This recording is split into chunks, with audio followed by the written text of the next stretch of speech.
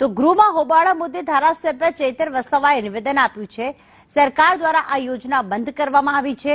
આદિવાસી ભણીને આગળ વધે તેમાં સરકારને રસ છે જ નહીં।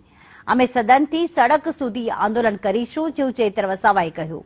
કુલ 27 ધારાસભ્ય આદિવાસી સમાજના છે, જેમાં 23 ધારાસભ્ય ભાજપમાં છે। સરકારે અમારા સમાજ સાથે અન્યાય કર્યો છે। મેનેજમેન્ટ સરકારી કોટાએ નીતિ વિષયક બાબત છે। સરકારની નીતિઓના કારણે વિદ્યાર્થીઓ કેમ ભોગવે?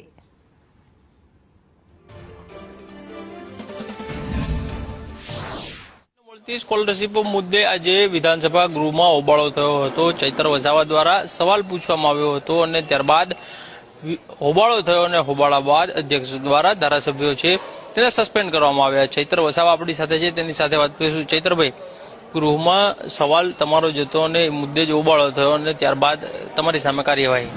અનુસૂચિત જનજાતિના બાળકો ઉચ્ચ અભ્યાસ કરી શકે, જેમ કે MBBS, BSc, MSc, nursing, pharmacy, degree, diploma, એના માટે 1/7/2010 થી ભારત સરકાર પુરસ્કૃત પોસ્ટ મેટ્રિક શિષ્યવૃત્તિની યોજના અમલીકૃત હતી, જેમાં 75% કેન્દ્ર અને 25% રાજ્ય સરકાર એમાં સહયોગથી શિષ્યવૃત્તિ મળતી હતી।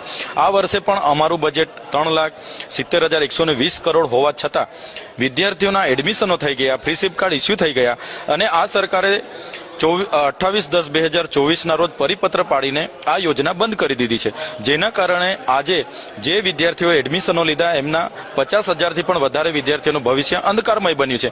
ત્યારે આજે વિધાનસભા ગૃહમાં માન્ય મંત્રીશ્રીને મારો પ્રશ્ન હતો કે આટલું મોટું આદિજાતિનું બજેટ હોવા છતાં આ યોજના કેમ બંધ કરવામાં આવી, શા કારણોને લીધે બંધ કરવામાં આવી, પુનઃ ચાલુ કરવા માંગો છો કે કેમ? તો મંત્રીશ્રીએ અડધા કલાક ગોળ ગોળ જવાબો આપ્યા અને આ સવાલનો જવાબ આપવામાં એમણે ટાળ્યું, જેના કારણે અમે ઉગ્રતાથી રજૂઆતો કરી, અમને બહાર કરી દેવામાં આવ્યા અને મને આજે દુઃખ થયું કે ગુજરાત વિધાનસભામાં 27 આદિવાસી ધારાસભ્ય છે। આમ આદમી અને કોંગ્રેસના ધારાસભ્યને બાદ કરતા 23 જેટલા આદિવાસી ધારાસભ્ય ચાલુ સરકારમાં છે, પણ આ વિદ્યાર્થીઓના સમર્થનમાં એક પણ ભાજપનો ધારાસભ્ય બહાર આવ્યો નથી। કયા વિદ્યાર્થીઓ સરકારી મેનેજમેન્ટ કે વેકેન્ટ કોટામાં એડમિશનો લે છે એ તો વિદ્યાર્થીને પણ નથી ખબર હોતું, એ તો સરકાર અને એની સંસ્થાઓ જાણે છે।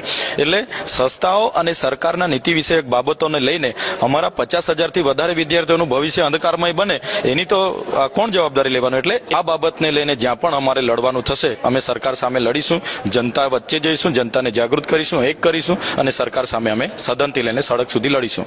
તો ચૈતર વસાવા છે તે કહી રહ્યા છે કે જો આ અંગે સરકાર દ્વારા યોગ્ય નિર્ણય નહીં લેવામાં આવે તો સદનથી લઈને સડક સુધી તેમના દ્વારા આંદોલન કરવામાં આવશે।